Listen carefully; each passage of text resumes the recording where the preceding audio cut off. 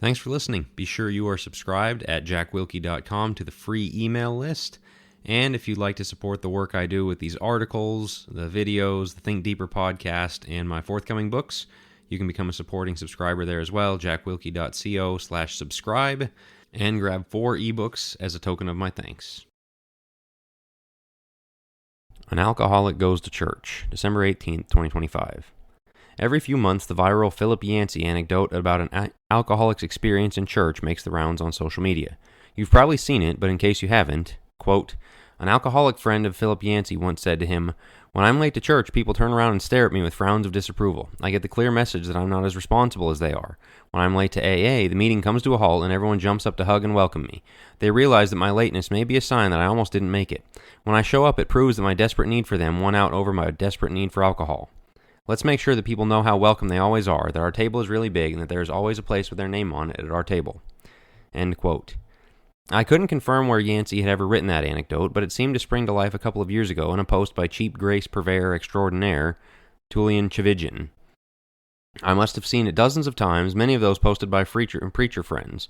One iteration of it I saw had over 20,000 shares. 2 major objections and a plea to think before you share. First, survival is not the goal.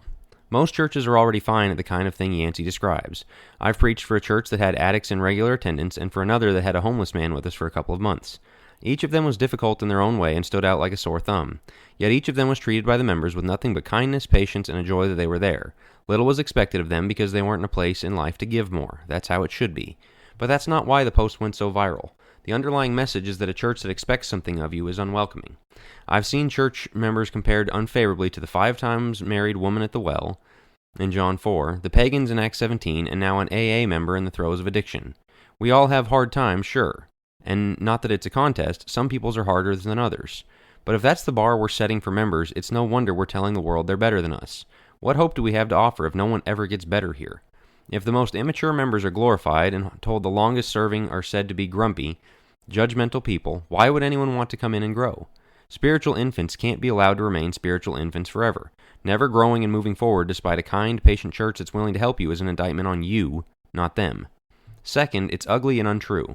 Who is this even for? If we're telling the world they'll be better off outside our doors, that's no good.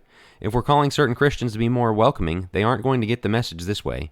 The only conclusion that makes sense is that it's an attempt to highlight our problem of scores of judgy, mean, unwelcoming Christians. Do we have such a problem? Are churches that unwelcoming? Are we really being put to shame by AA and other social, secular groups? No, of course not. So why post it? It's just an easy target for some preachers and other Christians to dunk on those nameless, faceless, mean Christians to score cultural nice points.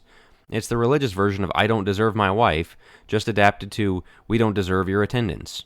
And once again, we're surprised when they believe us. And it's yet another instance of brokenness culture in which we tell the world we're no better than them, in fact, maybe even worse. I spend a lot of time calling the church to a higher standard and challenging Christians to shed their worldly ways, but let me make it clear that that doesn't mean the church is bad. I love those much-scorned religious people, and I'm tired of seeing them thrown under the bus to score points with people who don't care about serving God. I've had the privilege of visiting congregations all over the country, sometimes as a speaker, but also many times as a nameless stranger. It hit me the other day that I've had dozens of warm, friendly conversations with people I will never see again this side of heaven, people whose names I don't remember and who certainly don't remember me. I've received warm welcomes, invitations to eat out or stay for a potluck, and even invitations to people's houses. The kindest people I've ever met have all been Christians. Sure, from time to time there's a grumpy church lady who stares down the underdressed person, or a couple who tells the visitors, "You're sitting in my seat." But there aren't many of those, and the way to handle them isn't by writing a social media post about how unfriendly and judgy religious people typically are.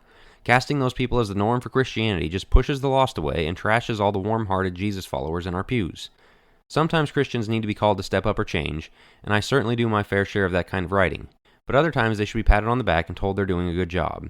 And though I don't know all of you, I am confident that the overwhelming majority of my readers are doing a good job of being kind, welcoming, loving people who share the joy of the Lord. Instead of telling people what Yancey did, that the church is less welcoming than an AA meeting, this should be the message preachers are sharing. Come to church to meet the kindest, most welcoming people you'll ever know. No, they're not perfect, but they're all growing. We welcome people in all walks of life, and through God's goodness we all become something better by our time here. You'll never find a better home than the Lord's church.